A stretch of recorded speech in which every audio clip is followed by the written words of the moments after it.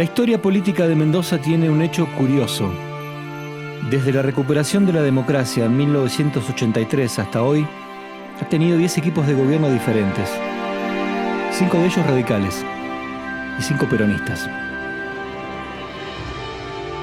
En esta serie documental, buscamos reconstruir la historia reciente de la provincia a través del testimonio de sus gobernadores. ¿Qué desafíos se enfrentaron? ¿Cuáles fueron sus mayores logros?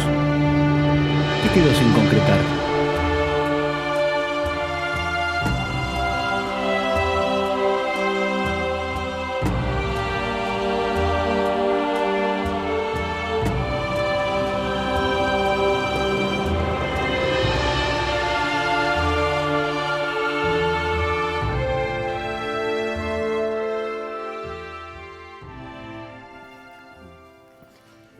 Equipo confirmado Roberto Iglesias, gobernador que vivió el 2001. Sí, y estuve viendo que también estuvo en Buenos Aires cuando De la Rúa se va en helicóptero. ¿Y qué más te llamó la atención? Y bueno, a nivel nacional, que Cavallo, que había sido ministro de Economía de Menem, volvió con De la Rúa. La verdad que la crisis era tan fuerte, De la Rúa ya se había gastado, diríamos, 2 ministros. Machinea y Ricardo López Murphy, que duró muy poquito. Tuvieron que llamar a Cavallo. Aquella crisis del 2001 termina explotando, ya todo el mundo la veía venir, el 1-1 no aguantaba más, ¿no? Claro, y con respecto a Mendoza y la crisis, ahí estuve investigando en el ChatGPT y miren lo que encontré. En 2002, durante la crisis económica, el gobernador de Mendoza, Roberto Iglesias, se vio obligado a emitir un bono para pagar los gastos del Estado. Y miren lo que tengo acá. Mira, yo cobro el sueldo con esto. Los Petrom. ¿De verdad? Son letras de la tesorería garantizados con las regalías petrolíferas de Mendoza. Petrom, ¿no? Casi todas las provincias tuvieron una cuasimoneda. Córdoba tuvo el Lecort, Entre Ríos tuvo el Federal, Chaco tuvo el Quebracho. Bueno, y a nivel nacional estaba el LECOP. Claro. Y bueno, y encontré también que Julio Cobo fue ministro de Obras Públicas durante el gobierno de Iglesias. Claro, Cobo fue finalmente el candidato a suceder a Iglesias en un momento en donde se estaba buscando una figura dentro del que se vayan todos, por eso surge. Pero mejor vamos y que lo cuente él. Dale, vamos.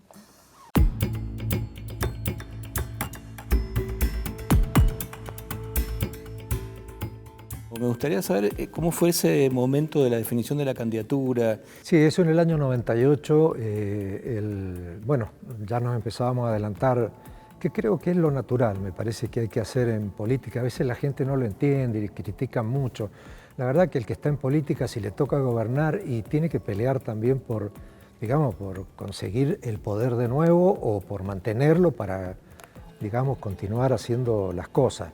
Supuestamente las cosas que alguien pretende gobernar para hacerlas bien, ¿no? Por supuesto. Pero, bueno, o sea que las campañas políticas son campañas políticas y las disputas por el poder deben existir. No pueden ser realmente tan criticados como a veces se lo critica. Bueno, nosotros en aquel momento ya empezamos, yo no sé si fue marzo, por ahí del 98, el radicalismo empezó a moverse, la alianza estaba, ya era el final de Menem, o sea que la alianza estaba empoderándose.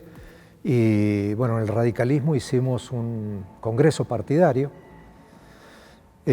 multitudinario. Bueno, ahí, como todos los congresos, sucedieron un montón de cosas y en definitiva de lo que se estaba jugando era la candidatura a gobernador, que la pretendía José Llenú y yo por el otro núcleo al cual nosotros pertenecíamos iba disputando yo. Y el tema fue que en aquel momento, bueno, ese congreso lo perdimos nosotros y, por supuesto, dejamos me río por una anécdota que me acordé esa vez, pido disculpas porque fue así. Y yo era intendente de la capital y entonces, bueno, decidí que había perdido, el congreso era mayoritario a favor de José. Y entonces, bueno, yo al otro día decidí, llamé a la prensa y dije que desistía de la candidatura. Yo llevaba a mis hijos al colegio temprano, por supuesto, entonces íbamos escuchando noticias y venían los chicos dormidos, ¿no? El más grande al lado mío. Y yo los llevaba y entonces iba con la radio puesta y dice, bueno, queremos ver que ayer en conferencia de prensa el gobernador, el intendente de la capital, desistió de la candidatura a la gobernación. Y el que estaba, el más grande, que estaba medio dormido, me mira y me dice, te cagaste, ¿no? No sé qué fue, pero fue así. Perdón por la expresión, pero... ¿Y tenía razón o no? Y sí, no, fue que me habían ganado. Y en ese sentido creo que siempre hay que reconocer que en esto se gana y se pierde, y bueno, se pierde y listo. Después Jenú se corre.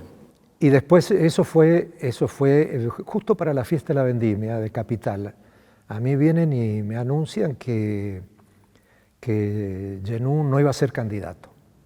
Yo ahí en ese momento me quedé, medio ya me preguntaron y todo, pero bueno, no sabía qué iba a haser porque yo ya había quedado. Es más, estaba en carrera por ir a otro periodo en la intendencia. Y fue ahí realmente como me enteré. Ahí hubo una cuestión yo creo que lo que incidió fue la presión y el acoso que tuvo Jenú por parte de Chacho Álvarez, que quería imponer a Walter en la contienda. Algo que Walter rechazó. Por otro lado, él dijo que no iba a participar de la alianza, ¿no? Pero de todas maneras Chacho Álvarez estaba especulando con eso y hubo una muy fuerte presión, y me parece que en ese sentido no sé por qué José desistió. Ahí cuando él desistió, bueno, se volvió a rearmar otra vez todo de nuevo, y un par de meses después, bueno, fue lanzada mi candidatura. Esa elección era una elección que en la previa el favorito era Walter. Sí, claramente. Y las encuestas daban eso, ¿no? Que había una diferencia a favor de él. Lo que pasa es que, claro, las encuestas por ahí, ya de aquella época, esconden cosas. Digo, a veces la gente o esconde o no expresa las cosas realmente como son, y terminamos con resultados verdaderamente distintos. Y después la otra hay una realidad que en esto, digamos, tengo que ser consciente. El arrastre nacional, para bien o para mal, digamos, arrastra para bien o arrastra para mal, termina, digamos, definiendo una elección. No es lo único, pero sí es muy importante. A mí me pasó. Yo gané con un arrastre y perdí con un arrastre también en el 2011. ¿Cuál fue el contexto político de ese diciembre del 99 cuando le tocó asumir?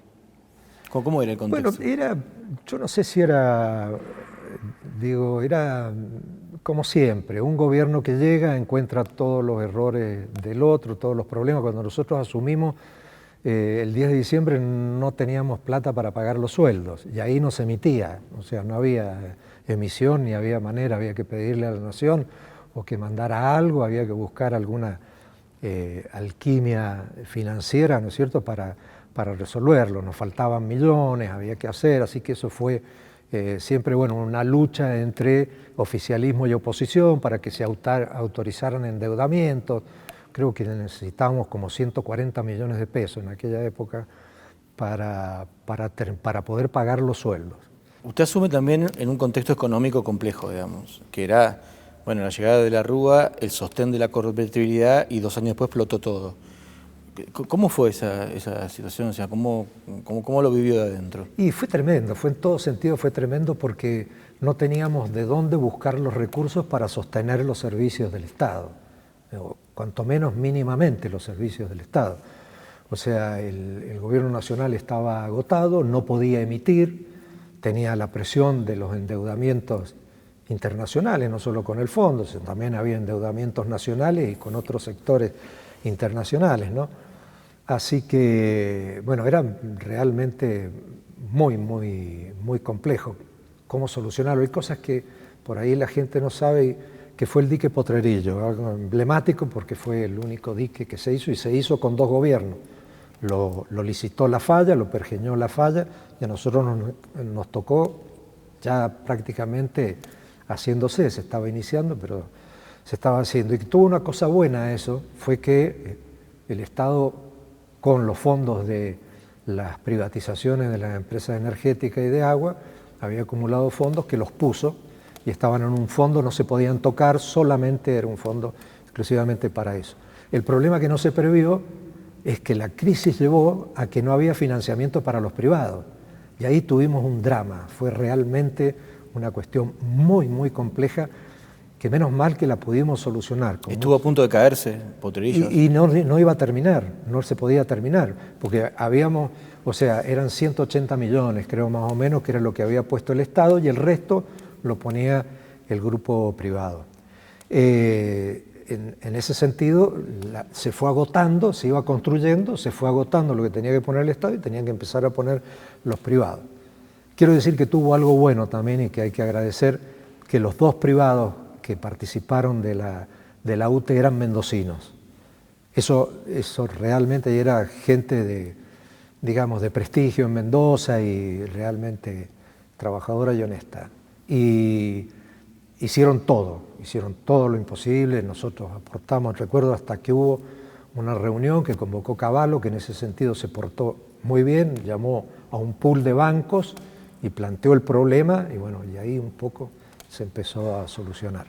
Pero digo, lo difícil que era, o sea, estaba la obra, estaba lista, tenía el dinero, y resulta que el que tenía que poner el privado no estaba porque no había financiera, no había financiamiento. Todos los gobiernos atraviesan momentos críticos, digamos. Usted tuvo 3 o 4 fuertes. Uno de los primeros fue cuando casi arrancó, que fue el motín en la cárcel. Digamos, ¿cómo fue esa historia? Bueno, fue toda una sorpresa. Yo me enteré el viernes en el agasajo a los embajadores que se hacía siempre. A mí estábamos ahí en el medio del agasajo y me llamaron, me avisaron que había habido un motín muy importante, que habían tomado la penitenciaría, estaba tomada, y fueron momentos realmente muy graves. Me acuerdo que en algún momento dijimos, yo les decía a los muchachos de seguridad y a los otros ministros, les digo, pensar que nos vamos a meter en esto, para esto, si nosotros pensábamos hacer otra cosa y ahora podemos tener muchísimos muertos, porque era muy probable, y estuvimos el sábado a la tarde, porque estuvimos con todo el problema, la fiesta de la vendimia y todo el problema, que se escapaban porque se iban, y entonces llegó un momento muy crítico, el sábado a la tarde, donde ya tenían todo dispuesto para escaparse. Y nosotros ya había llegado la gendarmería, que menos mal el comandante de esa gendarmería era excelente. Yo que le tenía mucho miedo, porque vienen los gendarmes que son de atropellar y vamos a terminar en un baño de sangre, y la verdad que fue excelente. Fue el que nos llevó tranquilidad, el que dijo que había que ir llevando la cosa tranquila, que no fuéramos a pensar en ir a retomar el penal, porque ahí sí iba a haber muchos muertos y heridos y qué sé yo. Entonces, bueno, ese día a la tarde ya estaban los cabecillas dispuestos a salir, habían unas tráficas, unas combis, bueno, dispuestas a sacarlos, y yo me acuerdo, estaba afuera, estaban todos apuntando, era una trinchera en la cual estaban apuntando, yo dije, esto termina, y yo no sé si fue que hubo, porque teníamos gente que estaba negociando, si fue parte por los negociadores o fue parte que de adentro vieron por la televisión que estaban rodeados, que no iban a pasar. Y entonces ahí retrocedieron, volvieron. Bueno, ya siguieron las negociaciones toda la noche, el domingo a la madrugada, y bueno, el domingo a la tarde hubo se hizo una reunión con los cabecillas en las playas serranas. Ahí, bueno, ahí se hizo y se acordó la entrega del penal, y gracias a Dios no hubo que lamentar nada. ¿Cuál fue la clave de esa negociación, digamos? ¿Por qué se levantó el motín? El desgaste. El comandante de gendarmería tenía razón. Estaban desgastados, ya tenían problemas internos, convengamos que habían tomado la enfermería, habían algunos que estaban empastillados, tenían, bueno, de todo, ya había serios problemas adentro de ellos mismos, o sea, el vandalismo que se puede producir ahí, a lo mejor alguien lo quiere comandar, pero ahí era realmente muy, muy difícil. Entonces se produjo un desgaste me parece muy, muy fuerte, y bueno, se terminó negociando bien, porque ustedes saben que no hubo ninguna negociación en la cual tuviéramos que ceder a ojos vistas, no se cedieron, o sea, no salió nadie libre, no pasó nada. Otro momento crítico fue el ajuste. El ajuste de los salarios fue todo. Yo creo que fue un hito en el gobierno, no me acuerdo el porcentaje de recorte salarial. El 17. porcentaje salarial fue el 13 para los funcionarios y el 7 para los empleados. Fue una medida que generó muchísimo impacto en su momento. Sí, seguro. Es el ajuste. O sea, esto es lo que le pasa a cualquiera en su economía familiar, a una empresa, a cualquiera. Cuando no te alcanza el dinero y no tenés de dónde sacarlo, tenés que empezar a recortar gastos. Esto es obvio. Yo creo que mucha gente lo entendió. Fue muy duro, honestamente fue una medida muy dura, pero no había plata. O sea, no había plata. Ya recortar más las cosas que habíamos recortado, ciertamente no. Acordate que bajamos hasta la cantidad de concejales. Legisladores no, porque no podíamos, pero porque no se podía hacerlo como lo pudimos hacer con los concejales. Y bueno, hubo reducciones en el gasto, ajustes en todo. Y había un tema que era lo que nosotros planteábamos y le tratábamos de plantear al sector público. Una que era inevitable y la otra era que el ajuste lo estaba haciendo la sociedad afuera. O sea, todos los que estaban fuera del Estado ya habían hecho ajustes, habían despido, habían empresas que habían quebrado, habían bajado sueldos. En muchos lugares, para no despedir gente, habían bajado sueldos. O sea, no había plata. El tema ese que no se podía emitir, esa maquinita maravillosa que aprendió el populismo argentino, que es la maquinita, que no tiene límite, los planes platita, todo es, ¿no? Se resolvía así. Y bueno, ahí no, con la convertibilidad realmente no se podía. Nosotros nos resistimos mucho a generar bonos, que es lo otro que viene seguramente, porque los bonos eran un desprestigio total en la Argentina. Salían y no valían 20 pesos, ¿no? Se desvalorizaban, pero... ¿Cómo fue esa decisión de sacar el Petrón? Y porque ya no dábamos más, ya realmente no. El Petrón, convengamos que salió, creo que fue en mayo del 2002 por ahí, y duró un año. Nosotros dijimos, bueno, si vamos a financiarnos con esto, eso lo alentó Cavallo. Una de las primeras reuniones que tuvimos, dijo, miren, ustedes aquí tienen por la ley, tienen aquí la manera de poder justificar los bonos.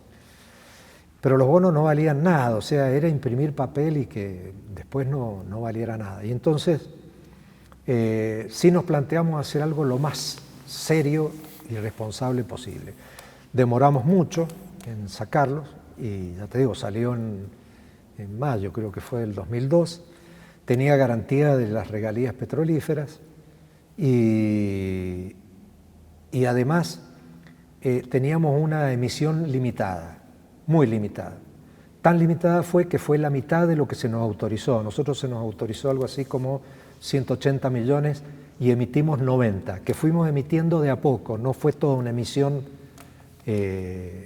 digamos, de golpe, donde se sacó todo, sino que fuimos emitiendo, no sé cuánto eran, 10, 20, 30 millones por vez que sacábamos. Eso nos permitía ir supliendo la escasez de dinero que teníamos para cumplir con los pagos, y se mantuvo, y realmente fue, digamos, las medidas que tomamos fueron buenas porque se mantuvo a la altura del LECOP. El LECOP cotizaba al 80% más o menos su valor, y el Petrón lo mantuvo más o menos ahí. Lo que pasa es que el LECOP pagaba impuestos nacionales, que eso era realmente muy, muy importante.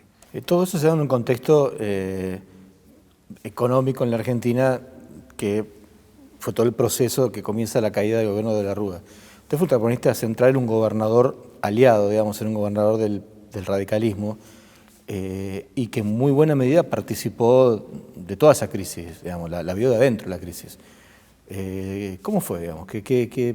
Digamos, hay cosas que se saben, otras cosas que no se saben. Sí, yo hay algunas que tampoco sé, te soy honesto, porque hay cosas que se cocinaron al grande en otros ámbitos y que uno puede deducir de lo que vio, de lo que presume, de las expresiones que habían. Ahí hubo una tosudez por parte del gobierno de la Rúa en no buscar una alternativa. La primera situación grave que sucedió fue iba a salir agachada, pero la renuncia de Chacho Álvarez. Eso fue una agachada. ¿El Chacho? Sí, lo del Chacho. Lo del Chacho fue porque dejó sin poder decir, bueno, de la Rúa podía otros que vinieran con otra idea, como sucedió, de la Rúa podría haber dado un paso al costado y Chacho Alves podría haber negociado con sus ex compañeros, que después estuvo, porque después él volvió a lidiar o a militar en el peronismo. Entonces a lo mejor esa hubiera sido una salida, donde ahí se hubieran tomado otro tipo de medidas que a lo mejor de la Rúa por algún motivo no las quiso tomar. Se habló, y esto lo hablamos nosotros en reuniones que teníamos del radicalismo, en la necesidad de armar un gobierno de coalición. Había que involucrar al peronismo, porque si no, el peronismo nos iba a voltear. Esa es la realidad, como terminó sucediendo. Y bueno, esto de la Rúa fue muy reticente, no quiso entregar a Cavallo. Cavallo era digamos, se buscó probablemente como la piedra del escándalo. Yo realmente creí que la llegada de Cavallo al gobierno era el padre de la convertibilidad y iba a saber cómo salir, porque salir de la convertibilidad era devaluar, sacar la ley y bueno, y empezar, era una explosión como de alguna manera terminó sucediendo. El peronismo no fue, digamos, colaborativo. Parecía, ponían y decían cosas, pero la verdad es que no fue colaborativo. Estaba desde la provincia de Buenos Aires, desde el poder que había instalado ahí en la provincia de Buenos Aires, se estuvo manejando todo. Yo estuve hasta el final, digamos el 20 de diciembre, llegué después del mediodía a la Casa Rosada, que estaba totalmente rodeada, y eso demuestra, y ahí eso muestra de alguna manera qué fue lo que pasó. La noche del 19 hubo una tremenda manifestación espontánea. Era la sociedad que salía, sobre todo la de Buenos Aires, la ciudad, que había ungido de la Rúa, era la que cansada con los corralitos, con todo ese tipo de cosas, con todo lo que había, salió. Eran millones de personas, todo pacífico. Recuerdo que en una reunión que estábamos, llamó el jefe de la seguridad y dijo, mire, está la cantidad de gente que si quieren entrar, van a entrar a La Rosada y a Olivo, van a entrar. Dice, porque yo no tengo la fuerza necesaria para responder, pero la gente no rompió un vidrio, no hizo absolutamente nada esa noche. Al otro día, los que se la perdieron, que son los de siempre, como los que estuvieron en Jujuy, como los que han estado cuando la ley de modificación de jubilatoria, todas esas cosas, ¿no es cierto? Ahí aparecen. Entonces aparecieron y eran violentos, eran realmente violentos. Eso lleva a otro de los momentos críticos, y cierro con el 2001, que fueron los saqueos. Digamos, los saqueos en algún momento empezaron por acá, empezaron por Mendoza. Sí, fue el primer saqueo, empezó en Mendoza. Mendoza no es tan violenta como en otros lugares, ni siquiera, digamos, la sociedad política no está ni siquiera tan organizada para esto. Y a la luz de lo que vino después, haberlo elegido a Cobos como candidato, ¿lo volvería a hacer? Qué pregunta. No, seguramente no. No, seguramente no. Fue una gran decepción para mí. Y no solo por las decisiones, sino por cosas de conducta que yo no comparto. Y entonces, pero sí fue una decisión en su momento. En su momento fue una buena decisión. Estábamos en el que se vayan todos, toda la gente detestaba, acuérdense, no había un político que pudiera salir a la calle. Y entonces yo pensé que el candidato, si queríamos ganar la elección, el candidato tenía que ser alguien que estuviera menos teñido de la política partidaria. Y bueno, y en ese sentido pensé en Cobo y por eso lo convoqué, ¿no? ¿Qué costo personal pagó por haber sido gobernador? ¿Sí pagó alguno? No, se pagan costos familiares y demás, pero esa no puede ser una queja. Uno está ahí porque le gusta, uno está ahí porque quiere y bueno, lo que le toca, le toca. A veces lo que no pensamos es que lo que nos va a tocar es tan duro como lo que nos tocó, pero es lo que uno quiere hacer y yo la verdad que me he sentido muy bien, sobre todo siendo intendente y gobernador. Para mí es la acción del Ejecutivo lo que me motiva y que me gusta y bueno, y la verdad que se dejan cosas que uno no estando atado a la cuestión pública, ya los paga, pero bueno, es el costo. Roberto Iglesias fue el gobernador de la crisis del 2001, el que tuvo que enfrentar el que se vayan todos en aquellos años de desintegración social y corralito en la Argentina. Pero fue también quien tuvo el privilegio de inaugurar la gran obra pública en la historia de la restauración democrática, el dique Potrerillos, que había sido impulsado y trabajado por generaciones y gobiernos anteriores. En medio de tantas pálidas, una buena. En su segundo intento, Pablito Chacón conseguía su título de campeón del mundo de boxeo. Estaba lejos, en Hungría, pero eso no impidió que los festejos llegaran hasta acá.